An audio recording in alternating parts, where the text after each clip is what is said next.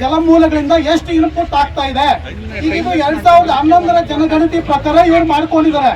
ಈಗ 2025 ಈ ಜನಗಣತಿ ಆಗ್ಬೇಕಾಗಿತ್ತು. ಅಟ್ಲೀಸ್ಟ್ ಅದು ಆ ಜನಗಣತಿಯ ಡಬಲ್ ಆದ್ರೆ ಈಗಿರೋ STPಗಳು ನಮ್ಗೆ ಇವ್ರು ನಮ್ಮ pollution control board officer 20 ಮನೆಗಳಿಗಿಂತ ಹೆಚ್ಚಾಗಿರೋರು STP ಮಾಡ್ಬೇಕಂತ ಕಂಪಲ್ಸರಿ ಇದೆ. ನಮ್ಮ ಲೇಔಟ್ಗಳು ಹಾಳಾಗೋಗ್ಲಿ, ಅವು ಆಗೋದು ಒಂದು 10 ವರ್ಷ 15 ವರ್ಷ ಆದ್ಮೇಲೆ ಮನೆಗಳು ಬರುತ್ತೆ. ಈಗ ಅಪಾರ್ಟ್ಮೆಂಟ್ಗಳು ಇಮ್ಮಿಡಿಯೇಟ್ ಮನೆಗಳು ಚಾಲು ಆಗುತ್ತೆ.